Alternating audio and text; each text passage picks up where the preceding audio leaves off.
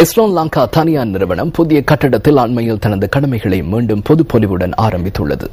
கொழும்பு பார்த்து டிபி ஜா மாவட்டத்தில் இந்த கட்டடம் அமைந்துள்ளது. இதன்போது முதலாவதாக வர்த்தக நடவடிக்கையில் ஈடுபட்ட ரத்னபுரியில் உள்ள இலத்திரனியல் நிறுவனம் ஒன்றின் உரிமையாளருக்கு அன்பளிப்பு ஒன்றும் வழங்கப்பட்டது. எஸ்ரோன் லங்கா தனியார் நிறுவனத்தின் சந்தைப்படுத்தல் பிரிவின் முகாமையாளர் துவான் சிக்கிடின் மற்றும் ஹேமந்த் செனவரத்ன ஆகியோர் இதன்போது பிரசன்னமாக இருந்தனர்.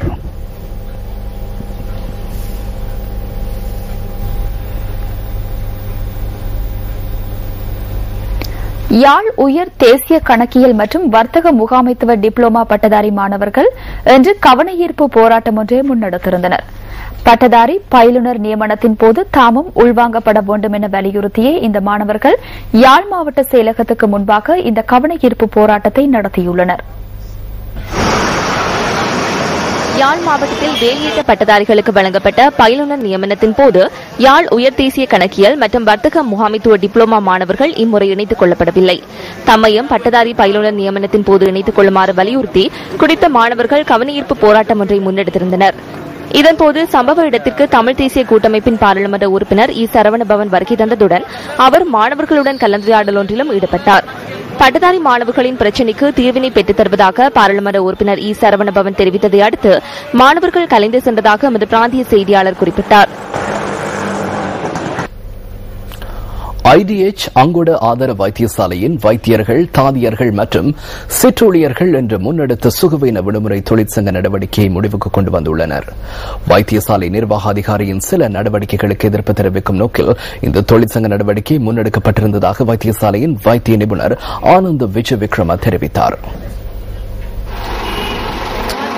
இந்த தொழிற்சங்க நடவடிக்கையினால் நோயாளர்கள் பல்வேறு அசௌகரியங்களை எதிர்நோக்கியிருந்தனர். நீரிழிவு நோய்க்காக மருந்தெடுக்க வந்தோம், மருந்து கொடுக்க மாட்டோம் என்கின்றனர். இதனால் நாம் சிரமப்பட்டுள்ளோம்.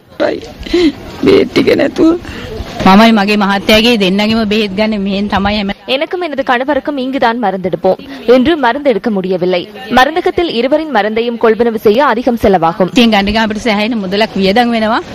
குறித்த நிர்வாக அதிகாரி மற்றும் வைத்தியசாலை அதிகாரிகளுடன் இடம்பெற்ற கலந்துரையாடலின் பின்னர் தொழிற்சங்க நடவடிக்கை கைவிடப்பட்டதாக சுகாதார சேவைகள் பணிப்பாளர் டாக்டர் அஜித் மெண்டிஸ் தெரிவித்தார்.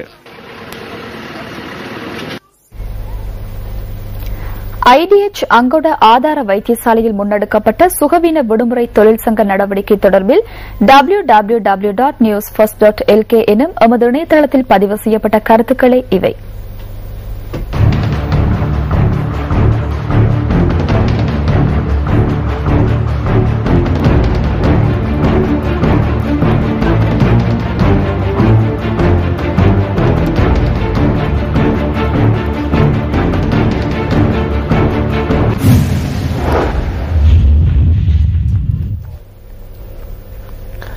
இளம் வீராங்கனைகளை உலகுக்கு அறிமுகப்படுத்தி வடக்கிலிருந்து தெற்கு நோக்கி செல்லும் வெற்றியாளர்களின் சுடரின் 6ஆம் நாள் பயணம் இன்று இனிதே நடைபெற்றது.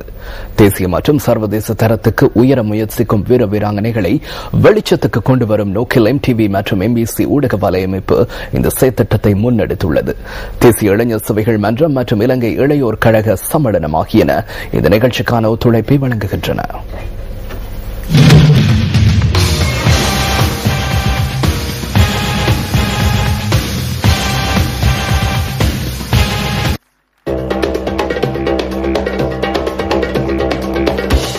நீர்கொழும்பில் இன்று காலை பயணத்தை ஆரம்பித்த வெற்றியாளர்களின் சுடரை நீர்கொழும்பு பிராந்தியத்துக்கு பொறுப்பான போலீஸ் அத்தியட்சகர் சந்தன கலப்பத்தி ஏற்றி வைத்தார். இந்த நிகழ்வில் நீர்கொழும்பு மாநகர மேயர் ஆந்தனி ஜாவேரவும் கலந்து கொண்டிருந்தார். நீர்கொழும்பு பிராந்தியத்துக்கு பொறுப்பான போலீஸ் அத்தியட்சகர் சந்தன கலப்பத்தி வெற்றியாளர்களின் சுடரை அஷின் பெர்னாண்டோவிடம் கையளித்ததை தொடர்ந்து இன்றைய பயணம் ஆரம்பமானது.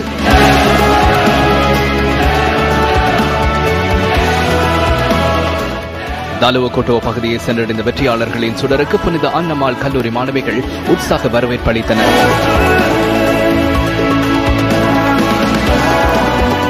வெண்ணப்புவ வைக்கால் பிரதேசத்தை வந்தடைந்த வெற்றியாளர்களின் சுடரை பிரதேசத்தின் மெய்வல்லுன வீரர்கள் சிறிது தூரம் ஏந்திச் சென்றார்கள். தங்கட்டுவ மகளிர் மகாவித்தியாலய வீராங்கனைகள் மிகுந்த ஆரவாரத்துடன் வெற்றியாளர்களின் சுடரை வரவேற்றனர்.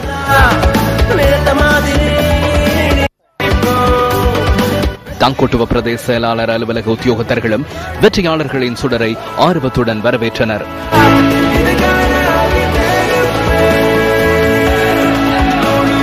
கிரிவுலுவ நகரை அண்மித்த வெற்றியாளர்களின் சுடருக்கு வேகட மகாவித்தியாலய மாணவர்களும் பிரதேச மக்களும் அமோக வரவேற்பை அளித்தனர்.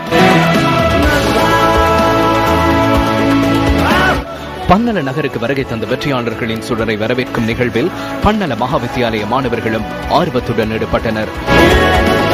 நீர்கொழும்பிலிருந்து வீதியோட்டத்தில் ஈடுபட்ட தனுஷ்கா அஷின் பெர்னாண்டோ பன்னல மகாவித்தியாலயத்தை அண்மித்து கேடி திலின விராஜிடம் வெற்றியாளர்களின் சுடரை கையளித்தார். திலின 2010 ஆண்டு வேக நடை போட்டியிலும் அதே வருடம் நடைபெற்ற ஜான் டாபட் போட்டியில் முதலிடத்தையும் 2011 ஆண்டு தேசிய இளையோர் விளையாட்டு விழாவில் 20 வயதுக்குட்பட்ட பிரிவில் முதலிடத்தையும் பெற்றுள்ளார்.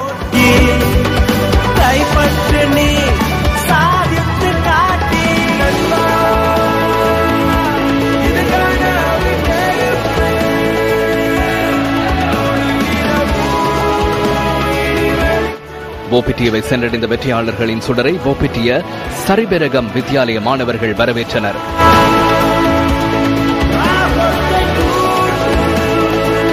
கிரிவுல்ல நகரில் கிரிவுல்ல விக்ரமஷீலா மகாவித்தியாலய மாணவர்கள் சுடரை மிகுந்த மகிழ்ச்சியுடன் வரவேற்றனர்.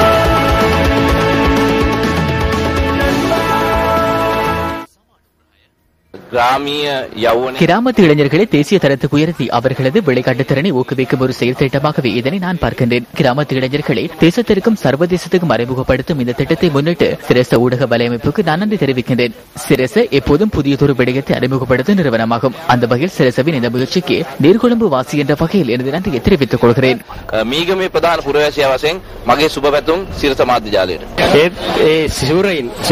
இலங்கை இளம் வீரர்களுக்காக இந்த தருணத்தில் சிரேச ஊடக வலையமைப்பு முன்னெடுத்துள்ள இந்த திட்டம் எங்கே இவ்வாறான வீரர்கள் உருவாகியுள்ளார்கள் என்பதை இந்த நாட்டுக்கும் உலகுக்கும் அறிமுகப்படுத்தும் ஒன்றாக உள்ளது.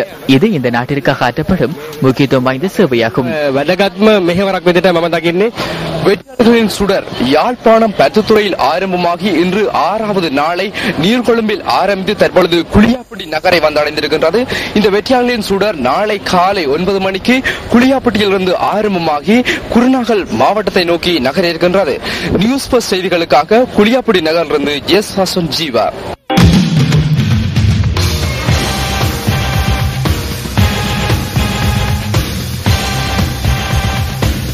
கடந்த மாதம் ஏற்பட்ட அமைதியின்மையால் ஒத்திவைக்கப்பட்டிருந்த ஹட்டன் டிக்கோய நகர சபையின் மாதாந்த கூட்டம் இன்று நடைபெற்றது. இது தொடர்பான விரிவான தகவல்களை எமது அடுத்த பிரதான செய்திகளில் எதிர்பாருங்கள். காணொலியுடன் விரிவான எமது செய்திகளை அறிந்து கொள்வதற்காக www.newsfirst.lk என்ற எமது இணையதளத்துக்குள் பிரவேசியுங்கள். அத்துடன் எமது பேஸ்புக் ஊடாகவும் உங்களது கருத்துக்களை எமக்கு அனுப்பி வைக்கலாம். இத்துடன் நியூஸ் ஃபர்ஸ்டின் இரவு 8 மணி பிரதான செய்திகள் நிறைவு பெறுகின்றன. வணக்கம். வணக்கம்.